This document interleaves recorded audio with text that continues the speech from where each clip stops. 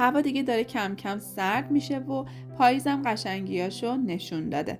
حالا تو این هوای سرد چی بهتر از یه سوپ گرم و داغ که حال آدم رو جا میاره. حالا اون سوپ خوشمزه میتونه یه سوپ متفاوت باشه. این سوپ ما یه سوپ کدو حلواییه با یه بافت کرمی و خامه‌ای. طعمش خیلی عالیه و خیلی هم خاصیت داره. با من همراه بشین تا این سوپ خوشمزه و راحت رو بهتون یاد بدم. یه بار درست کنید و عاشقش بشین. اول پاییز که میشه همه جا پر از کدو حلواییه. منم میخوام با این کدو حلوایی که پر از خاصیته چند مدل غذا و دسر و کیک بهتون یاد بدم که شما هم درست کنین و خوردن اون رو برای همه لذیذ ترش کنید. این سوپ کدو حلوایی امروزمون هم یکی از خوشمزه هاست که شاید اولش بگین که فکر نکنم جذاب باشه، فکر نکنم دوست داشته باشم، ولی من بهتون میگم یه بار درستش کنید مطمئنم خوشتون میاد. اول از همه یه دونه پیاز درشت خردش کنید، توی قابلمه بریزین، با مقدار خیلی کمی روغن اونو تفت بدین.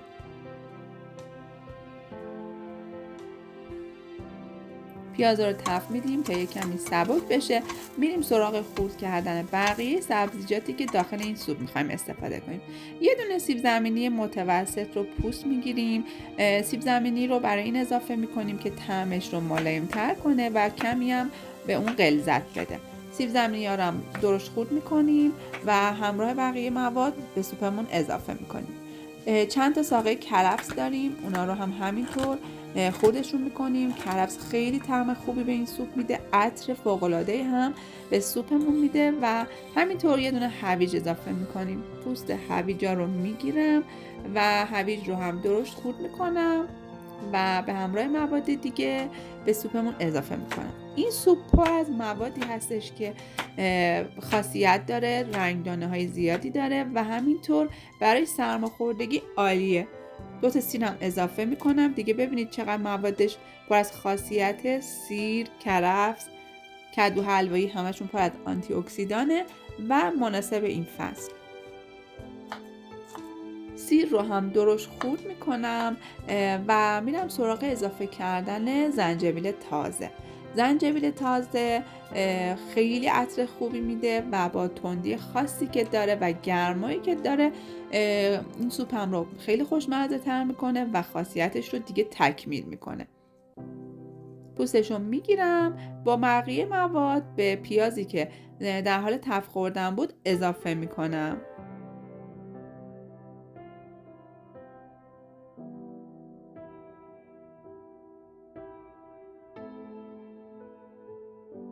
سبزیجاتم رو با پیاز یک کمی تفت میدم.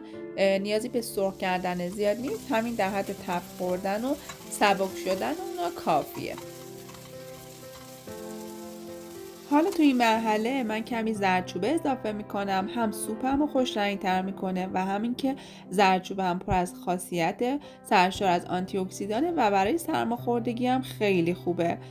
خلاصه اینکه این سوپ ما کلی مواد مفید داره. حالا آب مرغ رو اضافه میکنیم. اگر آب مرغتون کم بود یک کمی هم آب جوش بریزین و در این مرحله میریم سراغ خرد کردن کدو حلوایی. خرد کردن کدو حلوایی و پوست گرفتنش یک کمی سخته، مراقب باشین. اونا رو پوست بگیرید و به قطعات کوچکتر تقسیم کنید. وقتی که خرد کردیم به مواد قبلی اضافه میکنیم.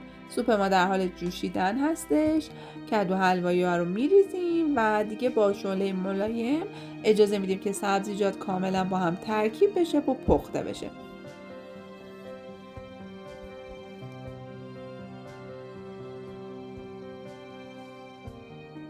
یک ساعتی هست که اینجا سوپ من در حال پختن هستش. کمی نمک اضافه میکنم، طعمش رو تکمیل میکنم، فلفل سیاه میریزم و اجازه میدم که سوپم تا مرحله‌ای که کرفس و کدو حلوایی ها پخته بشه با شعله ملایم بپزه و جا بیفته.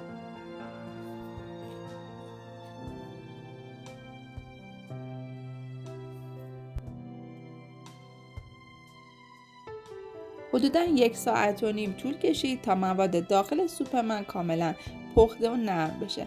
تو این مرحله من از ساقه سبز پیازچه استفاده میکنم. اونها رو برش‌های اوریب و نازک میزنم و برای تزیین روی سوپم میخوام از برگ سبز پیازچه استفاده کنم که طعم این سوپ رو خیلی خوشمزه میکنه.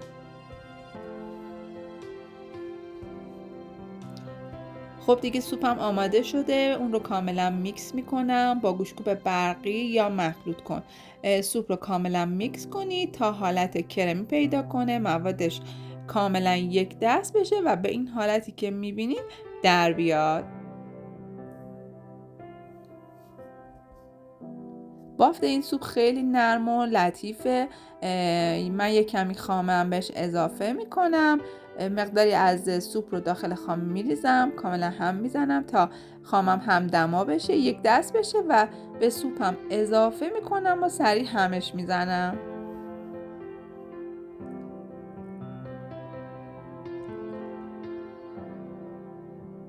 یک بار هم با گوشت‌کوب برقی اون رو میکس میکنم تا کاملا خامه با مواد سوپ ترکیب و یک دست بشه.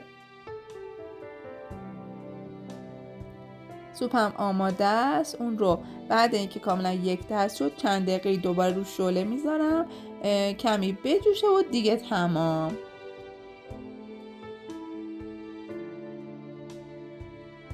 حالا دیگه سوپ من آماده است. این سوپ حالت خامه‌ای و کرمی داره، ترکیباتش خیلی خوشمزه است و یه سوپ فوق‌العاده و هیجان انگیزه که اگر یه بار درست کنید عاشقش میشین. بسیار مناسب این فصل هستش. من برای اینکه طعمش رو بهتر کنم یه دونه جوز هندی هم روش رنده میکنم. عصر جوز هندی تکمیل کننده تمام موادی هستش که داخل این سوپ ریختم و اون رو متفاوت تر میکنه.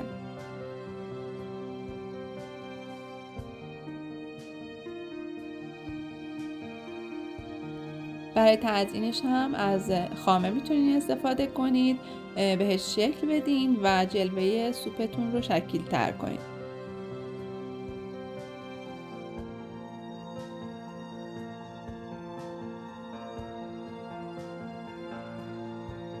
برای روی سوپ هم از همون برگ پیازچه که خورد کرده بودم میریزم. از جعفری و گیشنیز هم میتونید استفاده کنید و حتی از برگ کرفس.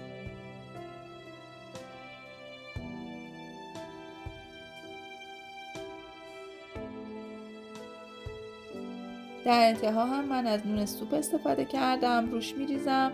ترکیب این نون با سوپ کدو حلوایی خیلی خوشمزه میشه. بهتون پیشنهاد میکنم که حتما کنارش استفاده کنین. دوست خوبم، اگر شما هم جز اون دسته از افرادی هستین که با کدو حلوایی میونه خوبی ندارین یا تو خونه‌تون هستن افرادی که اصلا دوست ندارن کدو حلوایی رو تست کنن، این مدل سوپ رو براشون درست کنین توی یه شب سرد با یه دیزاین خوب براشون سرو کنید. مطمئن باشین که با علاقه میخورن و کلی هم خوششون میاد. منم با علاقه این سوپ کدو حلوایی رو براتون تست میکنم. بافت کرمی و خوشمزه‌اش رو ببینین. شاید شما هم هوس کردین و همین الان رفتین این سوپ رو درست کردین. اگر درست کردین خوشتون اومد برام کامنت بذارین. منتظر کامنت های قشنگتون هستم.